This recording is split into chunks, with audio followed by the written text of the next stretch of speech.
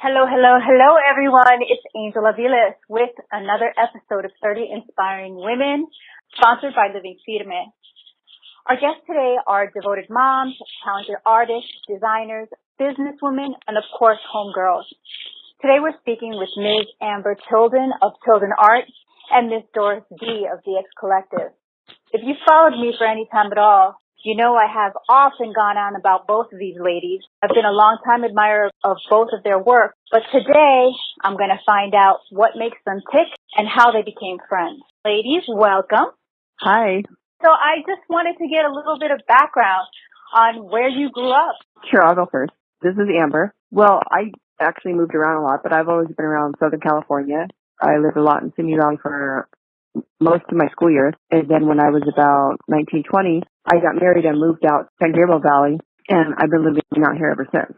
I don't know. I've had interesting life. I don't know what to say about it, really. I can say this. You did send me your bio, right? So in all fairness, because I want to take this as if nobody knows who you are, as opposed to me assuming that everybody knows who you are. Because that's the way I feel about both of you. I feel like, well, y'all don't know? What's wrong with you? You don't know Amber Tilden and Dorys Dee? What's wrong with you? But you're both artists. And for Amber's bio, it says Amber has worked with many mediums, including acrylic, oil, watercolor, clay. However, her current medium of choice is ballpoint pen. Tilden depicts scenes from the barrio inspired by comic books, family life, punk rock, and soldies. Amber is well educated, holding an associate's and bachelor's degree in the visual arts with a minor in mathematics. She also holds teaching credentials and put them to use for some years, educating youth from various grade levels. Amber Tilden currently resides in the San Gabriel Valley. So when I read bios like that, I'm like, okay, that's the bio, and it's a very surfacey thing. And then when I ask where you're from, I want to kind of get the culture of how you grew up. Like you said, you moved around a lot. Why? Why did you move around a lot? Moved around a lot because my biological father, he was basically was a tweaker, and like he couldn't like support the family, and he wasn't really there for us. I was one of 5 kids, but I didn't really live with my half older brother and sister. Yeah, he had 5 kids. He was around. He was with my mom for a long time, but it was on and off, on and off. So my mom had to support us, and we just had to move. Like, I had to move to my grandma's house one time. I had to move to my aunt's house one time. And so it was just like, going on welfare and different things and just getting help. But my mom did a good job instilling morals and things like that, me and my little brother and sister. And, back then I didn't appreciate it because she was super strict on me. I appreciate it now because I put that into my kids. And so, that's how it was. She wasn't there for a little while. Like, I wasn't friends with her for a long time, but until I was an adult, then I became really close to her. She's one of, like, my best friends now. How did art come into your life?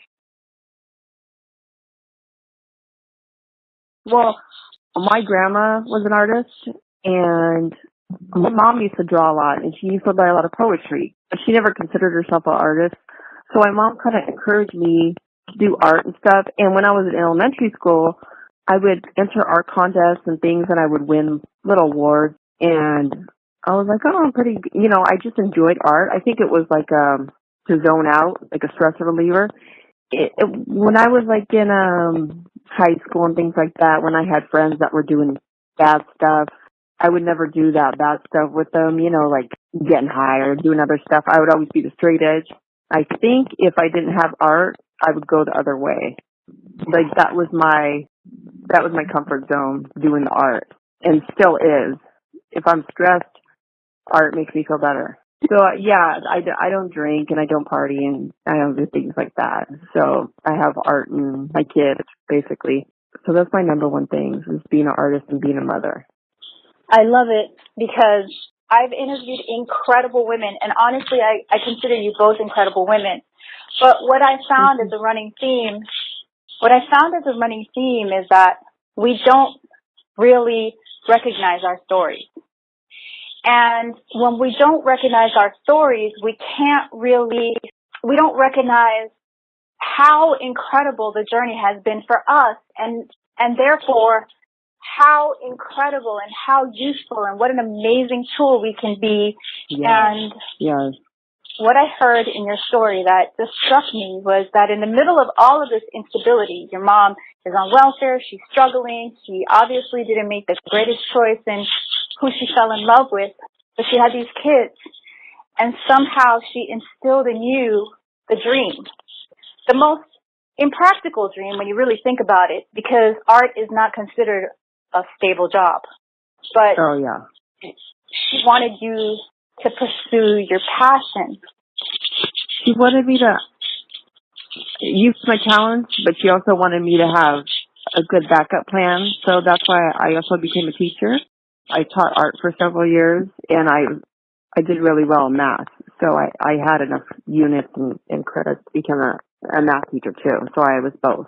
But I quit teaching just because all the politics and being a California educator. I did it for teaching the kids. But, I love educating kids. It's just so fun and funny, being around teenagers. I mostly taught high school, so it was a crack up. But just, all the politics and stuff involved. It was very stressful, and then I felt like I was raising other people's kids rather than my own, and it became stressful in the family.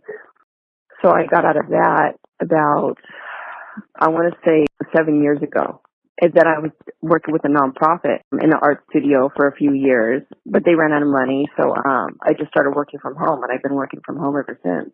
I hope that I can keep that up. Let's move on to Dorys. And Dorys, you have a very successful brand, and you're like a walking brand yourself. And you are an artist as well. So tell me about your background and how you came into your understanding of who you were supposed to be. Well, I can tell you I've been sitting here listening to Amber's story, and it's so true that even though she's one of my best friends and we partake in a lot of events together, and we're pretty close and involved in each other's lives and things. Always awesome to hear another inspiring woman's full story, because we're always caught up mainly in motherhood and things. It's hard to really sit and listen to our entire story. So I'm just listening. I admire Amber just as much as you and as much as her following my story. So I'm quite the opposite, I would say, now listening to Amber and, her upbringing and things. I'm born and raised in LA, and I'm Salvadorian. I'm Salvadorian descent, and oddly enough, my parents chose to live in an area where it was predominantly Mexican, Chicano, and a lot of students. My father was employed with the USC, so 30 plus years. My dad got a good job there, and he remained there, and so they decided to move close to there, which was typically, out of the Salvadorian neighborhood, which is Mexico Union. And so my background, even though I was Salvadorian, I had a lot of Mexican Chicano friends, and that had always influenced me. The environment that I grew up in the early 90s, even though there was a lot of gang and violence and a lot of that going on in LA, which was what we've gotten such a reputation for, South Central LA, there was a lot of up-and-coming artists. And in their own right, whether they were tagging or they were involved in gangs, the majority of my friends, even if they were up to no good or getting themselves involved in certain situations that weren't good, they were artists at heart. And so that was one of the things I was always drawn by and influenced by. But my parents were super strict. Because of that, they were always on top of it. My mom, more than anything, both my parents worked, but my dad was always occupied. My mom she was working full time, but she was super involved. She wanted to make sure that we weren't going down the wrong path. And she comes from an art background. My grandfather was an art teacher, art major, and my entire mom's family is artistic in some way. So she saw that in me early on. She wanted to make sure that she helped me along getting me involved in programs or anything that she could possibly get me involved in to help me with whatever talent that she saw in me. She was on it. And she was very strict. If she saw me hanging around the wrong crowds or dressing a certain way, anything that made her believe or feel worried about me in the path that I could go down, she was on it. So even though I was really influenced by it, I didn't really take to it until later in life. As you might know, I have 3 boys. I'm a mom to 3 boys, and my eldest son is 24 now. I started motherhood really young. By the time I was 13, I was expecting my oldest son, Omar, and then I ended up leaving LA. I moved to Bell Gardens with his father and his father's family, and that was my life. Like, I knew I was an artist at heart, and I had even gone as far as to visit animation studios by way of a magnet art school that I attended, and I knew that was my passion. Like, the dream was to become a professional cartoon artist and animator, but my life changed and I became pregnant. A lot of the schools just weren't set up in a way that they can offer you education and take care of your needs as you went on through your pregnancy and things. So immediately the schools were kind of, they closed their doors and said, we don't have what it takes to fulfill the needs that you will have. And so I had to leave LA. I had to leave the art scene within my school that I was so lucky to be a part of. And I moved out to Bell Gardens, and I started a whole new life. Like, I left that behind, and for the next 10 years, I was still going to school, trying to finish and complete my high school. And I ended up graduating, but it wasn't the traditional way of graduating. You know what I mean? I was kind of cut short, and I missed out on a lot of the extracurricular fun stuff because my main focus was just to complete my general education. And through that period, I was in and out of the country. I was going to Mexico a lot with my son's father and just Arizona for a short while. And we were both struggling to find a way to sustain ourselves and to become independent. Fortunately, we had a lot of support through his family, but we knew that, when we came of age, we were going to have our own place. We were going to have jobs. And we really didn't have a skill set or anything, of course. We were super young. But I think that if you're an artist, it never leaves you fully. You're always inspired and you're always keeping an eye out. And a lot of the friends that I was influenced by when I was in junior high, I saw them continue doing their thing, continue on their graffiti path. But I could never really go back to it because my life was so different and things. And so when I was 18, as soon as I graduated from high school, I took on an apparel industry job that I didn't plan for. It wasn't like I went to fashion school or, I was studying design or anything like that. It was just simply a friend of mine that was already, she's a year older than me. She was a friend of mine at junior high, and I had kept in touch with her. And I knew that she had gotten a job working for a corporate apparel company. And I just reached out to her and I said, hey, I need a job. I don't have any experience, but I can train. I'm willing to do whatever it takes. So she helped me out, and I went through a job agency that revolved around apparel and the garment industry. And I set foot in that door, and I never looked back. And I still remember to this day, I started an import-export. Nothing to do with design. It was nothing creative. It was working with customs and brokers and logistics and things. But one of the managers in that department was just joking around, and she said, you know that you're in this for life. You're going to be stuck in the garment industry for life. And I just laughed it off. I thought, no way. Like, I just needed a job. And surely enough, it's like almost 20 years later.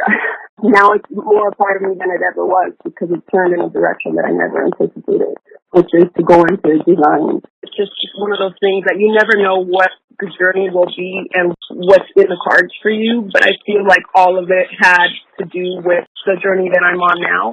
I needed to go through that. I needed to learn about the garment industry, and I was involved in so many parts of it, from development through shipping and exporting and costing and all sorts of different areas of manufacturing. And now it's like I finally was able to dive into something of my own, but I now have a skill set that has helped me incredibly. I so appreciate that, and I so appreciate you sharing the story. And, Amber went first, and I do love the contrast of the friendship. You grew up in a stable home, and she grew up in an unstable home, and then you got an informal education, and she got a formal education. But the underlying thread is this passion for art. And I think it's a good segue into creating business out of your art. And how do you both maintain the integrity of your art and then decide to commercialize it? Was there a point in your life where you had to adjust your mindset? Amber, can you go first? I think it's kind of both in the same way where we just, we're recreating our own thing, and then some people just noticed it and they were like, oh, could you make more of that? I started selling some of my own paintings and stuff years ago, but people started noticing certain things and they're like, oh, could you make prints of this, or could you make shirts of this? And I was like, oh, all right, And so I just started making more and more things. it's actually when you start making stuff for yourself, when you draw stuff for yourself, and you're like, oh, I like this, I want to make this for myself. But other people notice, like, can you make that for me too? And I think the same thing with Dee, her applique stuff. It was like when she made her LA shirt. I know definitely your friends, like me, I was like one of the first ones. I'm like, oh, could you make me SGV one? And it's like, oh, hey, I'll pay you to make me SGV one. Or like, I bought one for like when she made my daughter for my daughter's school, initials or something like that. Like it's just became a demand. So it's like, okay, then you make a bunch and put them out there. Right. It's just you don't really know how it starts. It's one of those things that you're passionate about it. And for me, it was there's that saying that says necessity is the mother of all invention. A lot of the inventions and the things that we have in modern day have come about because of necessity. And so I was laid off. My industry, the apparel industry, took a turn for the worse. A lot of the production started moving overseas, and so a lot of the big corporations that were set up here with a full-on department of production and sourcing and all the 9 yards, they ended up having to downsize because they could no longer afford that overhead, and they decided to start contracting out overseas and allowing them to ramp up with the teams that they needed, and they were just trying to keep up. You know what I mean? It was just so hard to afford to keep making goods here. So along with that, being a trim buying is just buying all of the raw materials needed to construct the garment other than fabric. So buttons, zippers, elastics, and etc. That was my primary role. So when they eliminated that, because sending it overseas, there's no longer a need for having trim buyers or fabric buyers. China is taking care of that. And so I lost my job and I became unemployed and I was at home and just having the time on my hands and, still searching, trying to find new employment. Of course, as a single parent when it all started, I just had the time on my hands to kind of get back into my art. Unfortunately, even though animation was my biggest passion, that suffered through the years. I became really rusty because I didn't practice it as much, but the lettering part of it was always my strong point, and that's exactly where I picked up, and it just felt good to be able to get back in and kind of start writing again. And it was a merge of my career and my art or lettering passion, and that's why a lot of the styles that you'll see in the line are letter-based. There was a lot of things happening, just kind of wanting to make a change. I started noticing suddenly it seemed like mainstream was starting to finally give some credit, slowly but surely, to the Chicano culture and all of that we have influenced over decades. And it felt like that was my time to kind of set foot back in and just pick up where I left off with my lettering. And I found a way to merge that with fabric and appliques and materials, doing hand embroideries and things that our grandmothers or aunts, it was tradition to do. Just self-taught sewing, self-taught fabric cutting, and it became more than just a passion. And I've also always had a very care package passion to, typically you would see a lot of care packages going to friends in prison or just friends afar. Nothing expensive, just a combination of different things that you think that person would like. It could be food, it could be treats, like whatever it is that you thought would be nice to send to someone. That was something that I also became a part of the collective. And so I started doing that before it was a brand. It was just doing it for people, doing it for family. Like now that I have time on my hands, I'm going to make this shirt that I think my sister would wear. And that came, that's when the baseball tee came in and the LA applique came in, and just taking the edge off of the gangster writing that for so long has carried a stigma of negativity and saying, how can we change that? How can we culturify it? And so that's when I started to use a lot of floral patterns, colorful patterns, sarapes, and things that people could look at it in a different light. And it just took, it's like Amber says, it's just people start to comment on it, they like it, they want to have something done specifically for them, and then the demand grew, and one thing led to another, and before you know it, there's a brand. That's where the brand was born. I want to say, sometimes people have some misconceptions about us, too. Me and Dee are just like a one-woman business. It's like we don't have, like, assistants and people helping us. We do this stuff on our living room floor. Like, I do this stuff. I just moved. I do this stuff in my bedroom, and so does she. We don't have, like, art studios or spaces to do this stuff in, and like, you know, some people do, or, you know, we don't have like a warehouse or any kind of crazy stuff like that. I mean, we're just struggling to make ends meet, and like, we're both single parents, and we're just like paying for, like, you know, food for our kids. And like she said, with the care packages, we both package our stuff and send it to, you know, whoever orders stuff, and write it on with our own writing. And sometimes people, you know, we'll get messages and people are like, oh, this is so cool, you wrote on it. It's like, well, yeah, we're the one that sent it to you, and like, we take the time to do it. It's just what we do. Just because we have a lot of followers, or, you know, like a handful of followers, it's not like we don't care. This is our thing. We love to do it. And it's just funny the way people think sometimes. And, yeah, I mean, we're just regular people, like, come up. I don't know. Sometimes we'll get messages. Sometimes like, oh, I wanted to say hi to you, but I didn't want to go up to you. It's like, oh, come on, we're just like you. In between motherhood, like we're juggling being single parents, being, you know, and trying to make ends meet, trying to sustain and have something stable for them at the same time. But then it became addicting to be able to dive into something that I've been so passionate about and I neglected for so long. It felt good to be able to do something and have the ability to self-teach and be motivated to keep learning. It was just a whole discovery process. Like, what am I doing? I have no idea what I am doing. I know what it takes to construct a garment, ship it, pack it, put it on the shelves in the stores. I know all of that, but I've never done it on my own, and certainly not a one-woman team like Amber says. But there's enough passion there that it's what feeds your drive. And so you're going to make a whole bunch of mistakes, but we've found it's just part of the journey. And then once you've got it down, it just gets a little easier. We're still your typical mom, same struggles as everybody else. It's just a passion that we've decided to take on. For a long time, I feel like both Amber and I were just busy being moms, busy being homemakers, taking care of our families. And you kind of have to put it off for a little while, but it's always with you. You're so real. I think part of the illusion is that you elevate everything that you do.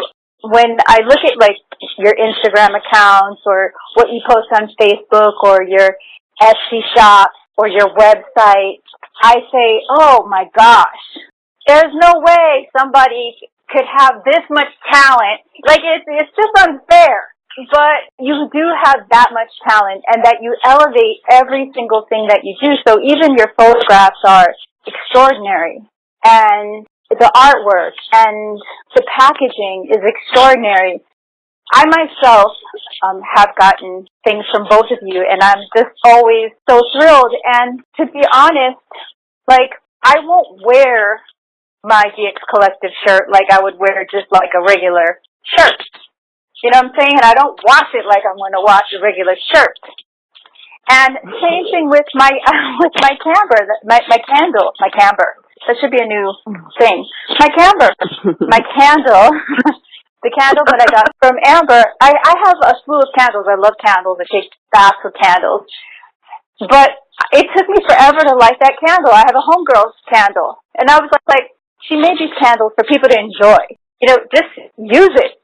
I think it is because you both have such a passion for your work, and you are a righteously true artist.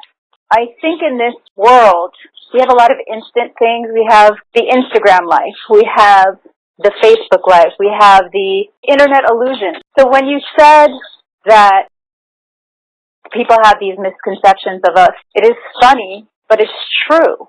They have misconceptions like, oh, you must be rolling now that 10,000 people have liked your post. It's like, 10,000 people didn't order this. Right. 10,000 people liked the post. There's a difference. No, you know, me and Dee are still going buying stuff in the 99-cent store. We're not going to... Right. Passion over profit. And I think that's what keeps our merchandise wholesome, and the fact that it makes you feel that way when you receive it, and you know you take a certain care of it, it means that much to you. It lets me know personally that I'm on the right path, because that's what I remember when people would give me things back in the day when I was growing up, or you would go to the swap meet and make something for yourself. You put a lot of creativity into it. You didn't have much money to splurge. So we could never afford expensive stuff. So a lot of us took to swap meets and small mom and pop shops to make stuff. on our own, whether it was embroideries or airbrushes or whatever it was, like felt lettering. We did it at home with iron-on letters and just iron them on yourself. But you cared for it in such a way because it was so special. You took a lot of time into it, and it probably took all the money you had. I still remember, I always joke about it, but it's true. Like I would say, you'd wear it once to that special occasion, and then you would bag it up and put it in the closet, and you would just keep it there, and you may not wear it again, or you wore it just specifically on special occasions. Still, that's instilled with me forever, and that's what I try to put into the line now, where it's like I would hope that it would make someone feel that way, that there's that much love and creativity into it that you want to conserve it for a long period of time, because those sometimes are better gifts than anything big store bought. Oh, I definitely feel that way, and I appreciate that too, because it helps us all have a consciousness about wasting money for sure, because I feel you on that. I'm definitely, people think I'm rolling too, and I'm like, girl, I got that jacket at a Segunda. Trust, it was $8. And also, what you choose to spend your money on. Are the things that we buy things that will ultimately end up in landfills? And when I think about items that are super special to me, I think I'll wear this till I'm 80. God willing, I still fit into it. You know what I'm saying? So that brings me to your friendship and how you ladies met and how you've managed to keep being friends in an industry that could be competitive. We met like a few years back. Well, I don't know, 5 or 6 years ago. It's straight through the tattoo industry, and me and Dee are both heavily tattooed. So we just started talking because we've been tattooed by some of the same people, or, the tattoo industry, just like different industries overlap too, like the Chicano art world overlaps. And it's like Venn diagrams, you know what a Venn diagram is. Like, I'm mathematical in my head too. So it's like overlaps into the tattoo industry also. So yeah, I met her, and then we started talking, and we have a lot of common. So we just became good friends, and I don't even know how we started bending together. It might have been through Ponte Trucha Califas, which is another. Oh, yes. That we will normally bend with together. It's a 3-part. So it'll be Amber, myself, and a couple, Chano and Carla, who have a company that if you're not familiar with, I think if you like our stuff, you would really like theirs, Ponte Trucha Califas. So I think through them, we started bending together. And it was like, when I met Amber, it was just like meeting someone that I could have grown up with, I would have been close with when we were in junior high. We have so much in common, and our soul, I feel, is still, a part of us is still very much living within us. My son has grown. We've got younger kids now. We're far from those days, but a big part of us is still connected, and mainly through the art. And so you just kind of speak a certain language. You have a certain understanding, a certain perspective. And I think that's what has made our bond so strong. And even though we have our kids and we have such busy lives, we will always stay connected, and help. The fact that we've been together helps us too. We just always stay on the same track. It's funny. I went to see someone perform, and he was the kind of actor that went into a zone. And I don't know if you guys have ever observed this, but observe someone really into their art, into their craft, and it's almost like they go away. Mm-hmm. So this is just my little personal belief system here that I'm sharing with you all, but it makes me feel that there's just something very spiritual about when you're creating, when you are a creator and you allow yourself to take part in something that's creative, it's organic. And so there's something that's just connected and almost unspoken. Yeah. Sometimes I actually don't like when people ask me about certain things, like, what were you thinking when you drew this, or what does this exactly mean? I just shrug my shoulders, and it just means what it means. Like, I don't really want to go into detail about it. Like, I don't want to explain in my head, verbally exactly what it means. It's for my own reasons. I could explain, but sometimes I choose not to. And I don't do that to make people pissed off, like I'm being a jerk. But I just don't necessarily want to explain all my emotional attachments to something that I created. I think that's where that mystery and illusion comes in, or mystery, like you said, it comes in because we find a certain comfort in doing what we do, and so it's kind of hard to put it in words, or you just kind of choose not to because it is your comfort zone. It is kind of the safe haven, kind of away from the day-to-day things that we have to deal with, and it's just a safe zone, a part of us that's kind of like secluded. So having to dive in and explain it, it's a little difficult sometimes, but it's not intentional. It's just kind of, it's where we remain at our most creative, where we find our most creative potential is just kind of in our own mind. I think that's the best way we can explain it, and I'm sure all artists can relate to that. Oh, I definitely can relate. And I definitely can relate to the energetic exchange that people don't necessarily understand. Like, you put your energy into the piece, and it's almost like this was supposed to be in my house, but I'm sharing it with you. I made the prints and I'm sharing it with you. Let's go deeper about that. But what you've done, and this is both of you, through your art, you've created a sense of familiarity, a sense of comfort, a sense of, it's weird because you're new, but there is nostalgia there too. It's a new creation that comes from a place in our past. So your art is relatable on so many levels. Amber, I wanted to ask you how it feels when someone does a tattoo of one of your pieces on their body. Oh, I always feel very honored, just blown away by it that someone would do that. I mean, before, like, I used to draw pieces for people, but these are like, you know, my characters, so I'm just like even more honored because people recognize them, you know? Yeah, I'm just honored, that's all I could say. And I get it. This is the last question, but I wanted to ask you both, since you are in this online community so much, how do you deal with haters? Don't. Sometimes we just laugh and be like, oh, all right, just whatever. And then don't do nothing. I mean, what are you going to do? It's not our problem, it's their problem. On the inside, I feel so much older. I feel I've been a mom for so many years, and so I don't have that energy anymore to fight back or like. Unfortunately, we don't see much of it. I think Amber and I have been pretty blessed in that department where it's. I mean, you can't escape it. You're not going to satisfy everybody. You know what I mean? You're not going to be everybody's favorite person, or they're not going to always support what you do. But we just choose to pick our battles wisely. We try to not put our energy where it doesn't benefit us.